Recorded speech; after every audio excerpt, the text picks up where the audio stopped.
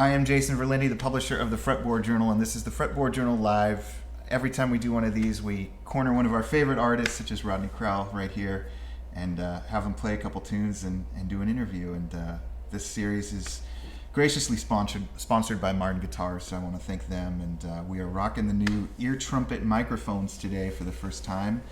If this doesn't sound good, it's not their fault, it's our fault. But yeah, it's like playing guitar on an episode of Fringe. So you came with your own L-00, but Rodney, you grabbed the one on our wall. And Yeah. Can we hear you play a tune? Sure, yeah. Any time I see an L-00, I'm going to take it down, and I got a couple myself, and they're really my favorite guitars consistently. Yeah.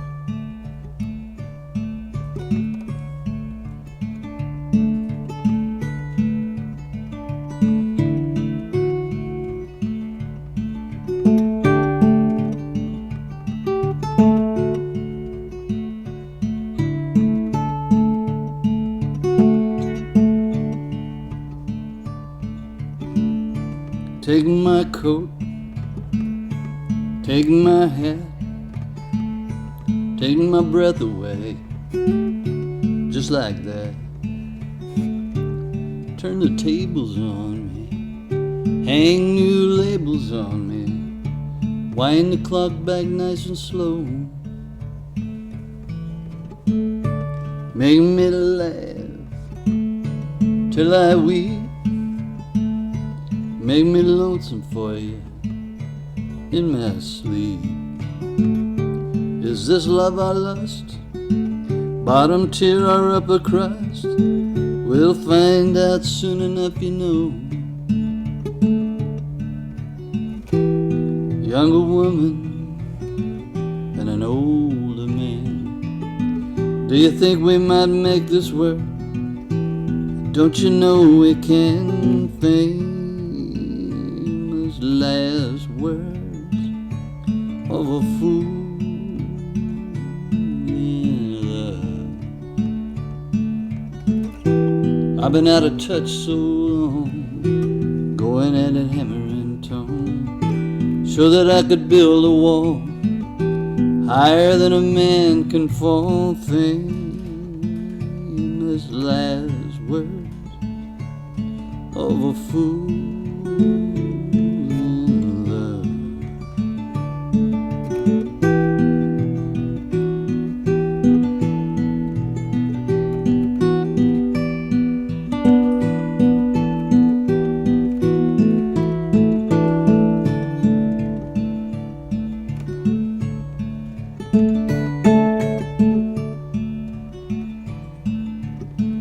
This is not about a choice I'd make, not about a chance I'd take, looking for the next cheap thrill, or the magic in a little blue pill. It's how do you feel with your hopes up high? I might have been a handsome lad back when I didn't look so mad. This is what I find amazing. You and I could go out blazing, famous last words of a fool in love. Famous last words of a fool. Sounded great. So how does our L-00 compare to yours? This is a fine instrument. This is a very fine instrument. It's the neck's a little thicker.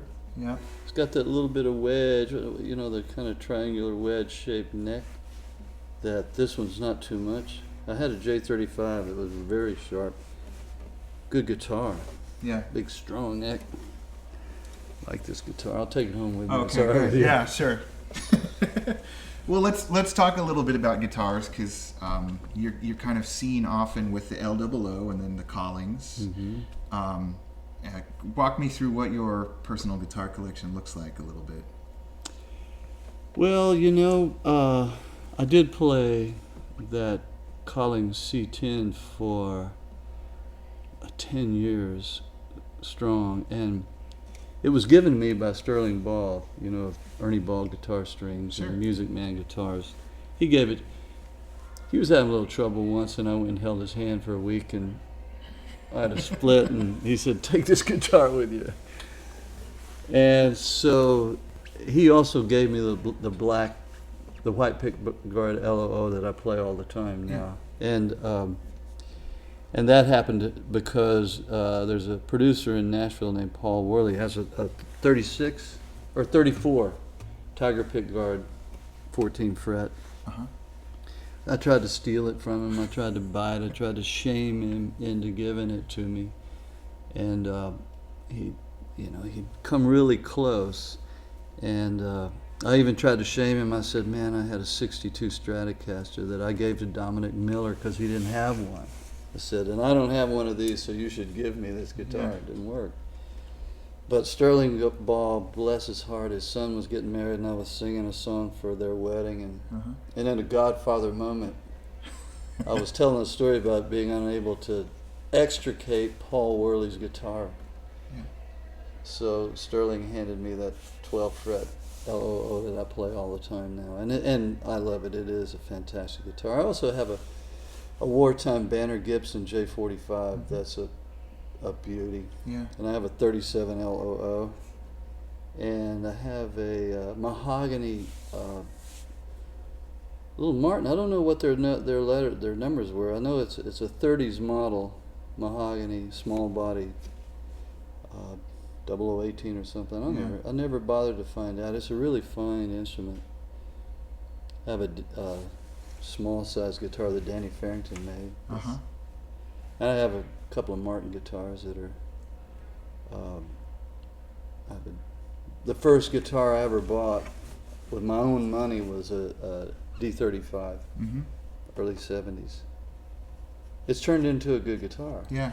Yeah. You know. But I've also given away and lost more guitars. You know. I mean, I once had a stop tail piece, Gibson 335, that I don't know where it went. Wow.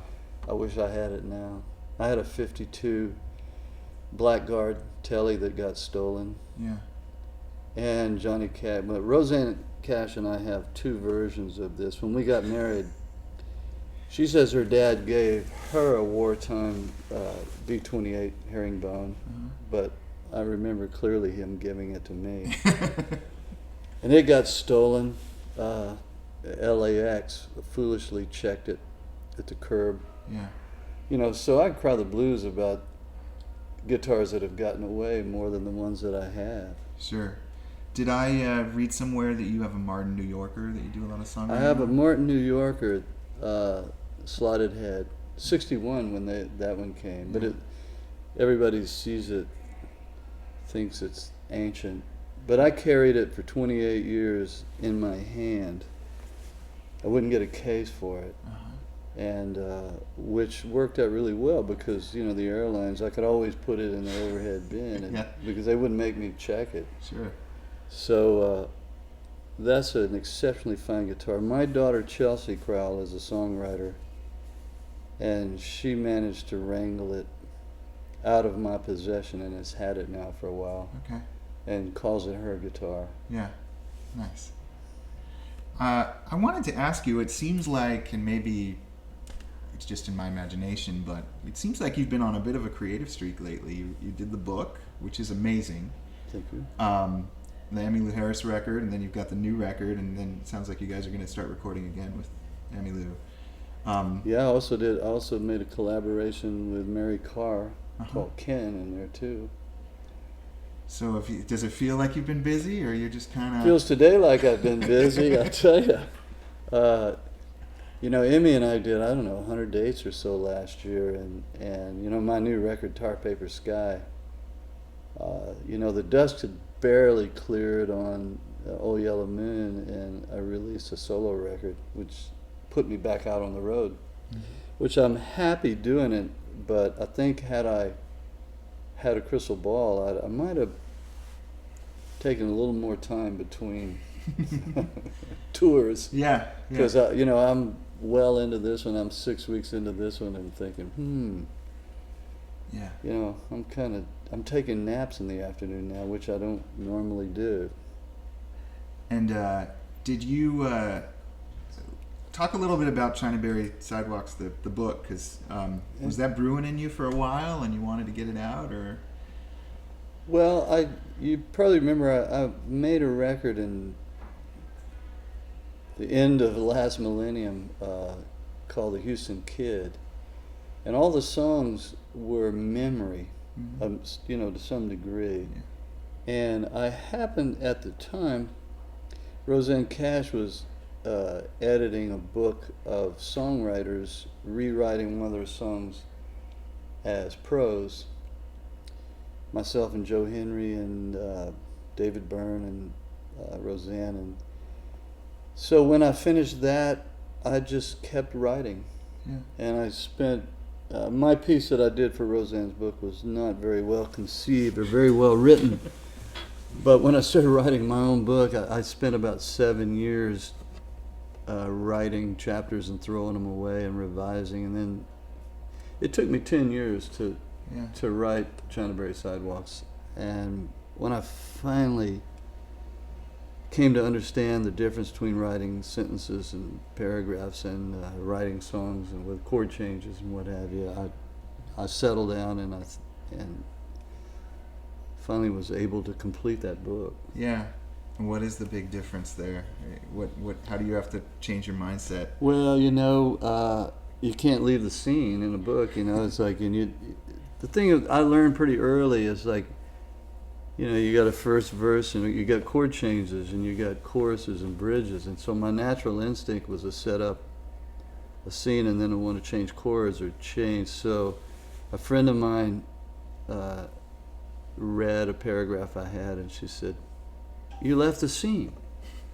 You left the scene. I said, "Well, you have to have a chord change, So the things that the intimacy of words on a page and the singularity of that, you really have to stay in the scene. And whereas with songs, and your words really have to say what you mean. With songs, you can bend words. You could have a voicing on the guitar or voicings in the backing that allows you to imbue the words with certain meanings. Whereas when they stand alone on the page, they have to mean what they mean. Yeah. Well, what struck me was you have an incredible memory, and my first thought was this must be a tremendous asset to your songwriting to be able to reflect on times and emotions and everything the way you did in that book. Yeah. Well, mind you, that the detail of memory is in a particular scene. I may not have known how many cigarettes were in the ashtray. Sure. But generally speaking, when I conjure memories of my father, I would know usually how long it would take him to empty an ashtray. So memory is guesswork at the same time, but educated guesswork. Mm-hmm. And you kind of, the focus was very much on the first chapter of your life. Are there going to be other books? Yeah. But I don't think, if anyone's waiting for me to write about my career, I don't think I'd ever do it. I think if I were Keith Richard, I would. Sure. It's like, with a career like that, I'm just lucky enough to be a working artist, and I've had a good career, but it's not an iconic career, So what I would choose to write about would be, I'd have to make sure that the characters that I want to tell a reader about were worthy of the time. Mm-hmm. And I wouldn't presume that the career I had would hold anybody's attention. Yeah. But you've probably met some incredible characters. I have met some incredible characters. Well, let's hear another tune. Okay, let's see. What shall I play? What is your go-to guitar when you're at home? Actually, one of our readers asked that. When you just need to grab something from the living room. Oh, I have, once I get my little white pickguard L-00 out of the case, having been on the road, it's pretty close at hand, and The other L-00 I have, the 37, is close at hand, and the little Martin that I described, and the J45. Okay, So they're some choices. they're pretty in my studio. They're around, Yeah. to get to, pretty close. Do you have a home studio? I do Yeah. have a nice studio. But for the longest time, for years and years and years and years, the guitar, and probably the guitar that I wrote more songs on than anything, was that little slotted New Yorker that Chelsea now has Yeah. commandeered.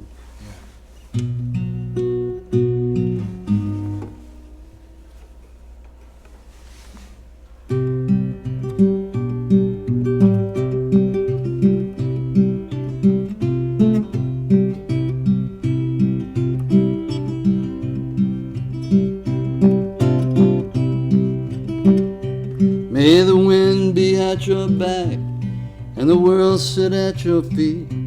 May you waltz across Wyoming with a rose clutched in your teeth.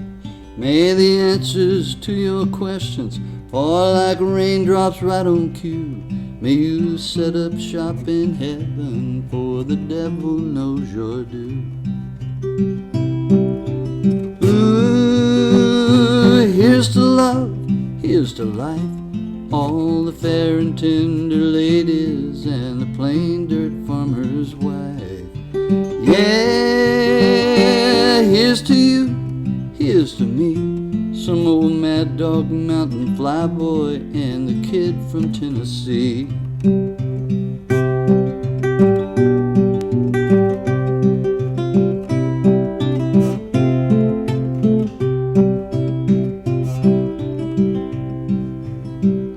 May your nights be filled with laughter and your days with honest work. May you wake up smelling roses when you're face down in the dirt. If you had the sense to come in when the storm clouds start to grow, then you wouldn't be my right hand or the best friend that I know. Ooh, here's to life, here's to love, when your heart beats like a lion and your shoes fit like a glove. Yeah, here's to you, here's to me, some old mad dog mountain flyboy and the kid from Tennessee.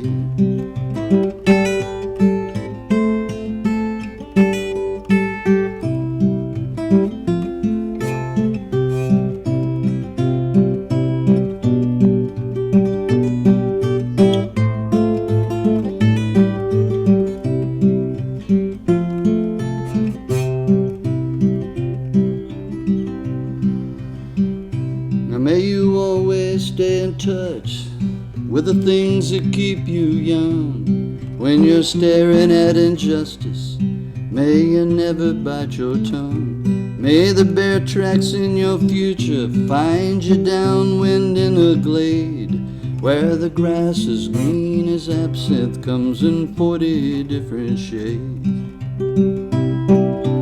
Ooh, here's to love, here's to life, all the fair and tender ladies and the old fishmonger's wife. Yeah, here's to you, here's to me, some old mad dog mountain flyboy and the kid from Tennessee. Yeah, set 'em up, drinks for free. It's the mad dog mountain flyboy and the kid from Tennessee. Rodney Crowell, that was amazing. Thank you so much. I know you got a sound check to go to. A sound check. There's always a sound check to go Yeah. to. Well, thank you for taking the time Thank to do you. this. Thanks for having me. It's a lot of fun. I like your microphone and your guitars. All right.